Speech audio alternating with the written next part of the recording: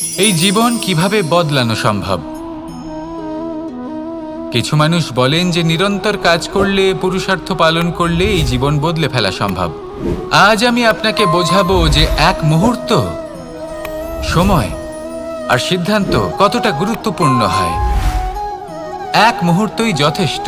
একটা মুহূর্ত এত শক্তিশালী হতে পারে যে তা আপনার সমগ্র জীবন পাল্টে দিতে পারে। এমন এক সময় ছিল শ্রীরামের কাছে, যখন ওনাকে সিদ্ধান্ত নিতে হয় যে উনি নিজের পিতার আদেশ পালন করতে বনবাসে যাবেন নাকি যাবেন না। উনি সেই আদেশ পালন করেছিলেন। তারপর সময় অনুসারে উপযুক্ত সিদ্ধান্ত নিলেন। আর আজ সকলের মনে বসবাস করেন শ্রীরাম। আর অন্যদিকে আছে রাবণ। ওনার কাছে একটা সময় ছিল, একটা সুযোগ ছিল নিজের প্রারব্ধকে শুভ করে তোলার। উনি ভুল করলেন আর মৃত্যু লাভ করলেন। নির্বাচন সবসময় আপনার হাতে, শুধু আপনাকে সময়কে বুঝতে হবে, সেই মুহূর্তকে বুঝতে হবে আর উচিত সিদ্ধান্ত নিতে হবে, ব্যাস। বুঝতে শিখুন এই সময়ের দাবি কি, বুঝতে শিখুন এই সময়ের ইচ্ছে কি, আর উচিত সিদ্ধান্ত নিন। আর আমার সাথে ভালোবেসে বলুন, রাধা রাধা। আমি অনেক সংখ্যক মানুষকে দেখেছি, তাদের কাছে অত্যাধিক জ্ঞান আছে, শিল্প আছে, ধন আছে, কীর্তি আছে, কিন্তু তারা এই সব কিছু নিজেদের কাছেই রাখেন, এই সমাজে বিতরণ করেন না। কারণ হলো ভয়। ওনাদের মনে হয় যে যদি আমি এই সব কিছু সমাজে বিতরণ করি, তাহলে সমাজ আমার শিল্প হোক, ধন হোক, জ্ঞান হোক, কীর্তি হোক, সবকিছু চুরি করে নিয়ে যাবে, আর তার বদলে আমি কিছুই পাবো না। এটা কিন্তু সত্য নয়। সত্য হলো এটাই যে যদি আপনি নিজেকে এই সংসারের প্রতি সমর্পিত করেন, তাহলে এই সংসার আপনার প্রতিও সমর্পিত থাকবে। আপনি শুধু ধন, জ্ঞান, কীর্তি, সম্মান পাবেন তাই নয়, বরং এই সমাজ আপনাকে নিজের চোখে হারাবে, মনের মধ্যে স্থান দেবে। তাই এই ভয় ত্যাগ করে দেখুন কিভাবে এই সমাজ আপনাকে প্রেম সমর্পণ করে। আসুন আমার সাথে ভালোবেসে বলুন, রাধা রাধা।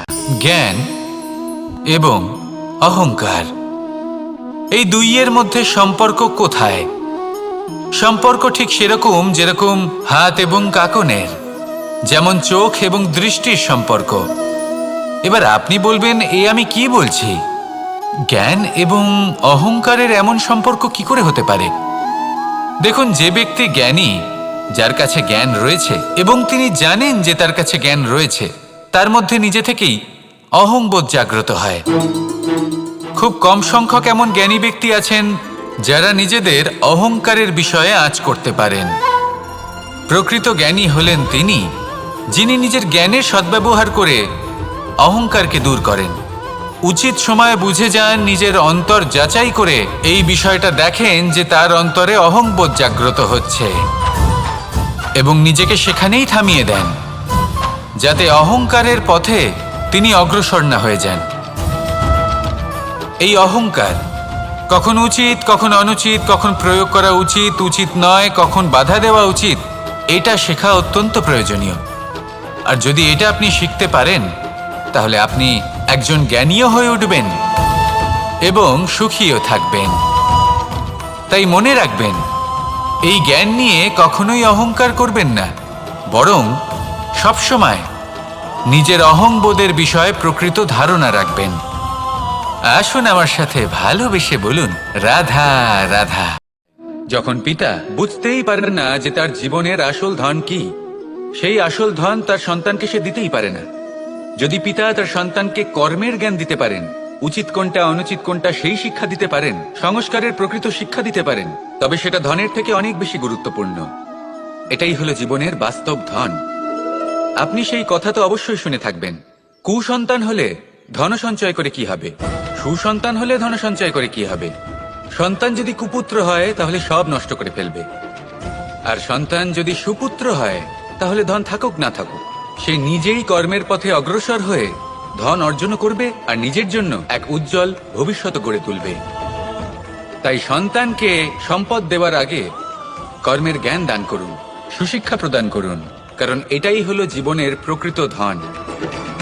আসুন আর আমার সাথে ভালোবেসে বলুন, রাধা রাধা। আমাদের জীবনে 7 ধরনের সুখ আছে, আর সেগুলো লাভ করার জন্য আমরা অত্যন্ত প্রচেষ্টা করি, কিন্তু কোনো প্রচেষ্টা করার পূর্বে তা কিভাবে করব সেটা বোঝা খুব প্রয়োজন। আর সেখানেই আমরা ভুল করে থাকি। যে কাজটা আমাদের পরে করা উচিত সেটাই আমরা আগে করে বসি। আপনাকে স্পষ্ট করে বোঝাই, প্রত্যেক সুখের সাথে দুটি ক্রিয়া জড়িত থাকে। এবার যখন আমরা ধনের কথা বলি তখনও দুটি ক্রিয়া জুড়ে থাকে। প্রথম ক্রিয়া হলো ধন অর্জন করা, দ্বিতীয় ক্রিয়া হলো ধনের ব্যবহার করা। আর জীবনে ধনের ব্যবহার করার পূর্বে ধন কিভাবে অর্জন করতে হয় তা শেখা অত্যন্ত প্রয়োজনীয়। আমরা মন্দিরে যাই, ভগবানের আরাধনা করি, তার জন্য পুজো করি, ওনাকে প্রসন্ন করতে চাই, কিন্তু তার আগে ভগবানের ওপর আস্থা রাখা প্রয়োজনীয়। যদি আপনার অটল বিশ্বাস থাকে তবেই আপনি প্রকৃত ভক্ত হয়ে উঠতে পারবেন। এবার যদি আপনি বক্তা হয়ে থাকেন, শ্রেষ্ঠ বক্তা হতে চান, এই সংসারের সামনে নিজের বক্তব্য রাখতে চান, তাহলে কথা বলার পূর্বে কথা শুনতে শিখুন। তবেই আপনি একজন শ্রেষ্ঠ বক্তা হয়ে উঠতে পারবেন। জীবনে সম্পর্ক স্থাপন করার আগে সম্পর্ক বজায় রাখতে শিখুন। তবেই আপনি একজন প্রকৃত সাথী হয়ে উঠবেন। জীবনে পরাজয় মানার পূর্বে বিজয়ী হওয়ার চেষ্টা কিভাবে করতে হয় সেটা শিখুন। তবেই আপনি একজন নিপুণ ব্যক্তি হয়ে উঠবেন। অন্তিম এবং সবথেকে গুরুত্বপূর্ণ কথা, জীবনে ভালোবাসা লাভ করার পূর্বে ভালোবাসা প্রদান করতে শিখুন। তবেই আপনি একজন প্রকৃত প্রেমী হয়ে উঠবেন। আসুন আমার সাথে ভালোবেসে বলুন, রাধা রাধা। এই সংসারের সবথেকে বড় যুদ্ধ কোনটা? দেব-অসুরের যুদ্ধ যা অনেক বছর ধরে চলেছিল, নাকি রাম রাবণের যুদ্ধ, নাকি মহাভারত? না, সংসারের সবথেকে বড় যুদ্ধ হলো সেইটা যা নিজের সাথে লড়া হয়, নিজের মনের সাথে লড়া হয়, নিজের অন্তরের সাথে লড়া হয়। এটাই সবথেকে বড় যুদ্ধ। এবার নিজেই দেখুন আপনার সবথেকে বড় শত্রুকে। আপনার স্বার্থ, আপনার কামনাগুলি, আপনার অহংকারগুলি, যা আপনাকেই নষ্ট করে দেয়। যদি এদের ওপর আপনি বিজয় লাভ করতে পারেন, তাহলে ধরে নিন এই সংসারে সবার ওপরে আপনি বিজয় লাভ করতে পারবেন। এই সংসারে কেউ আপনাকে পরাজিত করতে পারবে না। কিন্তু তার জন্য প্রয়োজন অনুভূতির। অনুভূতি ভালোবাসার, অনুভূতি অনুপ্রেরণার। যে ব্যক্তি ভালোবাসতে পারেন এবং প্রেরণা দিতে পারেন, তিনি চিরকাল জয়লাভ করতে পারেন। নিজের কাছে ভালোবাসার এক অস্ত্র রাখুন আর প্রেরণার এক ঢাল। জীবনে কেউ আপনাকে পরাজিত করতে পারবে না। আসুন আর আমার সাথে ভালোবেসে বলুন, রাধা রাধা। সৌন্দর্য। মানুষ নিজের সৌন্দর্যের বিষয়ে কতটা ভাবে, চায় যে সে সবথেকে বেশি রূপবান হবে, সবথেকে বেশি সুন্দর হবে। কিন্তু সৌন্দর্যের পরিভাষা কি তা কি সে জানে? কোনো মাকে জিজ্ঞেস করুন, ওনার জন্য সৌন্দর্যের পরিভাষা ওনার সন্তান। কোনো ভক্তকে জিজ্ঞেস করুন, ওনার জন্য সৌন্দর্যের পরিভাষা ওনার ভগবান। শ্রীরামকে জিজ্ঞেস করুন, ওনার জন্য সৌন্দর্যের পরিভাষা হলো হনুমান। ভাঙা হানু, ফুলে যাওয়া মুখ, দেখতে গেলে উনি বানর, লম্বা লেজ, এত নিরীহ যে ওনাকে অমূল্য মালা দিলে সেটা ছিঁড়ে তার ভেতরে শ্রীরামকে খুঁজছিলেন। কিন্তু ওনার ভাবনা কত সুন্দর। উনি এটা বিশ্বাস করেন যে সংসারের যতই মূল্যবান জিনিস দিয়ে এই মালা তৈরি করা হোক না কেন, যদি এর মধ্যে শ্রীরাম না থাকেন তাহলে এর মধ্যে কোনো অর্থ নেই। সৌন্দর্য রূপে নয়, ভাবনায় নিহিত থাকে। যদি আপনি সৌন্দর্য প্রাপ্ত করতে চান তাহলে তা কর্মে নিয়ে আসুন, ভাবনায় এবং বিচারে নিয়ে আসুন। এই সৌন্দর্য আপনার সাথেই থাকবে। যদি আপনি সৌন্দর্যকে রূপের মধ্যে খোঁজেন তাহলে কিছুক্ষণের জন্য পাবেন, সেই সৌন্দর্য সময়ের সাথে হারিয়ে যাবে। সৌন্দর্য যদি পেতে চান, খুঁজতেই চান, তাহলে হৃদয় খুঁজুন, কর্মে খুঁজুন। মন প্রসন্ন হয়ে বলবে, রাধা রাধা। এই সংসারে মানুষ জন্মগ্রহণ করেন, বড় হতে থাকেন, পুরুষার্থ লাভ করেন, অর্জন করেন। অর্জন করা আসলে কি? বেশিরভাগ মানুষ বলেন অর্জন করা অর্থাৎ ধন সম্পত্তি অর্জন করা। আর কি অর্জন করা যায়? আর কি লাভ করা যায়? আসল প্রশ্ন হলো এটাই যে কি এমন আছে যা বাস্তব রূপে অর্জন করার যোগ্য। তা হলো ব্যবহার, জ্ঞান এবং সন্তোষ। কেন? কারণ আপনি যখন এই সংসার ছেড়ে চলে যাবেন তখন আপনার ধন সম্পত্তি আপনাকে বিদায় জানাতে আসবে না। আপনাকে বিদায় জানাতে আসবে আপনার আপনজন, যাদের সাথে আপনার সুসম্পর্ক ছিল। সমগ্র সংসারে সহস্র মানুষ ধন অর্জন করে থাকেন। শ্রেষ্ঠ মানুষ হলেন তিনি যিনি ব্যবহার, জ্ঞান এবং সন্তোষ অর্জন করে থাকেন, একে সকলের মধ্যে বিতরণ করেন। তাই এটাই করুন আর আমার সাথে ভালোবেসে বলুন, রাধা রাধা। সেই কখন থেকে এই পুস্তকটিকে দেখছি, কিন্তু এর থেকে আমি কোনো জ্ঞান লাভ করতেই পারছি না। এবার আপনি বলবেন যে আজ কেমন বিচিত্র কথা বলছি আমি। যদি এই পুস্তক থেকে আমাকে জ্ঞান লাভ করতে হয় তাহলে শুধুই তাকিয়ে থাকলে হবে না। আমাকে এই পুস্তককে খুলতে হবে, পড়তে হবে, তাকে বুঝতে হবে, তবেই তো জ্ঞান প্রাপ্তি হবে।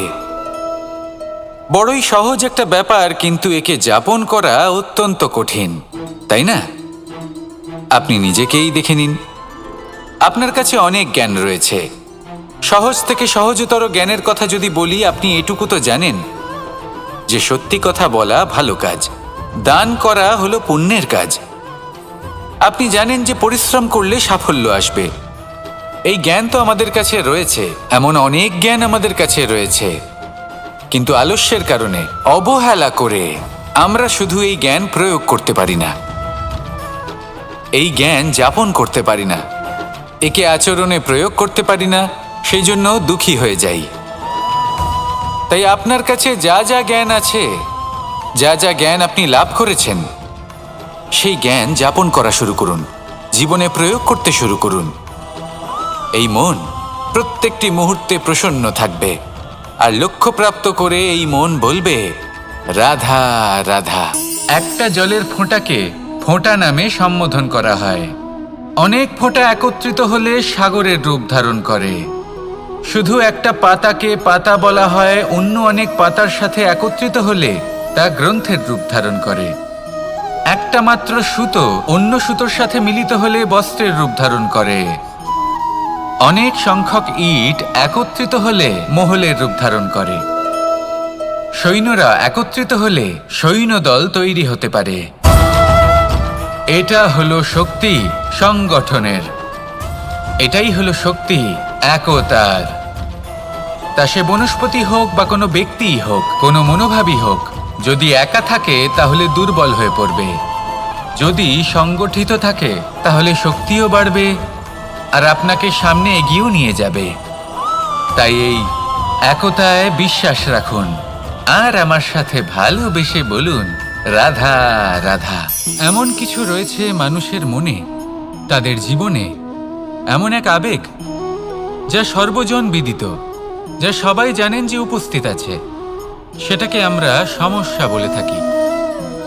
এমনিতে আমরা সকলেই জানি যে এমন কোনো গৃহ নেই যেখানে মৃত্যুর ছায়া পড়েনি, এমন কোনো বৃক্ষ নেই যার দ্বারা ওষুধ তৈরি সম্ভব নয়, এমন কোনো অন্ন নেই যা সময়ের সাথে বিষ বা অমৃতে পরিণত হতে পারে। এবার এই সমস্যাগুলি কোনো ব্যক্তির জন্য সমস্যা হতে পারে, কিন্তু নিজে থেকে এরা কোনো সমস্যাই নয়।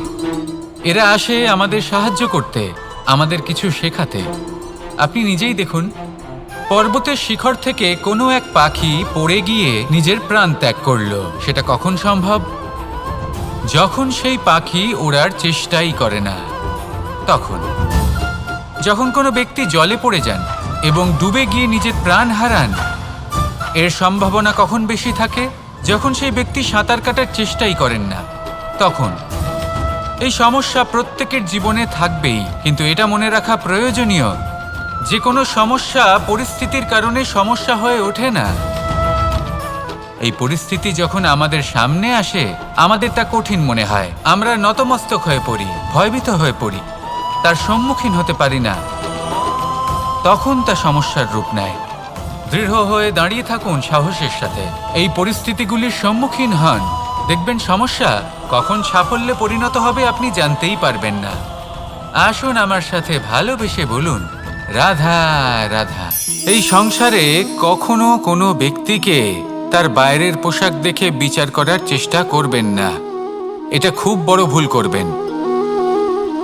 যেমন আমরা জীবনে অনেক সময় এমন করি, ধরুন কোথাও একটা গাছ দেখলাম, খুব বিশাল আকারের একটা গাছ, যেটা মাটির থেকে অনেক উঁচুতে পৌঁছে গেছে, যার বিশাল শাখা আছে। সেগুলো দেখে আমরা ভাবি যে এই গাছে হয়তো কত সুস্বাদু ফল আছে, আমরা সেই গাছের পরিচর্যা করতে থাকি। আবার অন্যদিকে হলো একটি তৃণ, যেটা মাটি থেকে কিছুটা উঁচুতে পৌঁছেছে, কিন্তু সেই তৃণর নিচে, মাটির নিচে অত্যন্ত সুস্বাদু ফল বা সবজি জন্ম নেয়, যা আমাদের স্বাস্থ্যের পক্ষে অত্যন্ত উপকারী।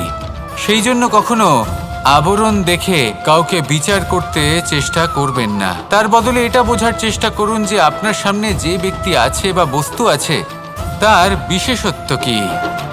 যদি এই বিশেষত্ব বোঝার ক্ষমতা আপনি অর্জন করেন, যদি এই শিল্প আপনি নিজের ভেতরে জাগ্রত করেন, তাহলে এই সংসারে বিশেষত্ব কি সেটা আপনি জানতে পারবেন।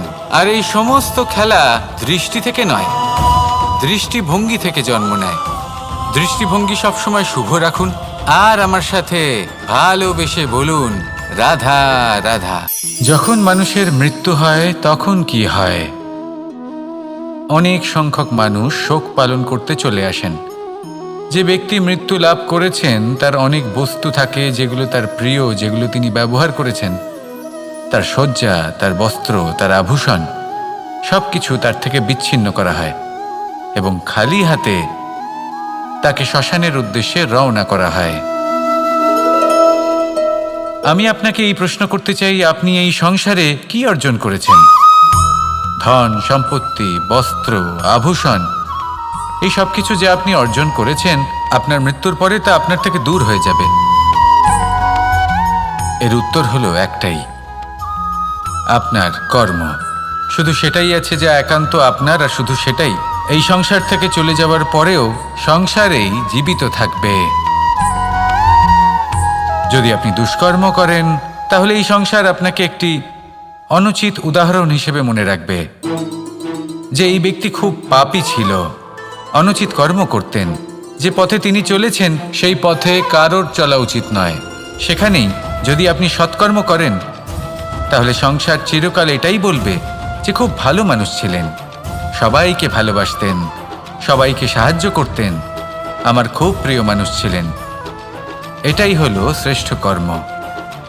সেই জন্য জীবনে শুধুমাত্র ধন সম্পত্তি, আভূষণ, এই সব অর্জন করতে গিয়ে নিজের মনোনিবেশ করবেন না। শ্রেষ্ঠ কর্ম করুন। সংসার থেকে চলে যাওয়ার পরেও এই কর্মই এই সংসারে আপনাকে জীবিত রাখবে। আসুন আমার সাথে ভালোবেসে বলুন, রাধা রাধা। আমরা সবাই সূর্যকে সম্মান করি, ওনাকে শ্রদ্ধা করি, ওনাকে পুজো করি। এই সূর্য আমাদের শক্তি প্রদান করেন, প্রকাশ প্রদান করেন। কখনো কখনো উষ্ণতা এতটাই বাড়িয়ে তোলেন, এতটাই তপ্ত করে তোলেন, আমাদের একথা মনে হয় যে আমাদের এই শরীর জ্বলে যাচ্ছে। তখনও আমরা বিরোধিতা করি না, তাকে কটু কথা শোনাই না, আমরা সসম্মানে তা গ্রহণ করি। কেন কেন করি? কারণ আমরা জানি যে সন্ধেবেলা যখন সূর্যাস্ত হবে তখন শুধুমাত্র অন্ধকার বাকি থাকবে। ঠিক কিছুটা এরকমই হয় আমাদের মাতা পিতাও, যিনি আমাদের জন্ম দেন, আমাদের ভরণ পোষণ করেন, আমাদের বড় করেন, আমাদের প্রেম প্রদান করেন। কখনো কখনো তাদের মুখ থেকে কটু কথা নিঃসৃত হয়, আমাদের দুঃখ হয়, কিন্তু তখন আমাদের এটা বোঝা উচিত এগুলি নিঃসৃত হচ্ছে আমাদেরই মঙ্গলের জন্য। যেমন সূর্যদেব, উনিও উত্তাপ দিয়ে থাকেন আমাদেরই মঙ্গলের জন্য, যাতে ফসল পাকতে পারে, যাতে জল বাষ্প হয়ে মেঘ হতে পারে, বৃষ্টি হতে পারে, আর এই সংসারে নিরন্তর জলের প্রবাহ থাকে। আমাদের মাতা পিতা, তাদের কঠোর আচরণ, তাদের কঠোর অনুশাসনের পেছনে লুকিয়ে থাকে ওনাদের ভালোবাসা, আমাদের তা বুঝতে হবে। সসম্মানে ওনাদের গ্রহণ করতে হবে। কারণ ঠিক সূর্যাস্তের পরে যেমন চতুর্দিক অন্ধকারচ্ছন্ন হয়ে যায়, তেমনি আমাদের জীবন থেকে যখন আমাদের মাতা পিতা চলে যায়, তখন আমাদের জীবনেও শুধু এবং শুধুমাত্র অন্ধকারই ছেয়ে থাকে। সেই জন্য নিজের মাতা পিতাকে সম্মান করুন, ওনাদের ভালোবাসা প্রদান করুন। এই মন আর এই জীবন প্রসন্ন হয়ে বলবে, রাধা রাধা।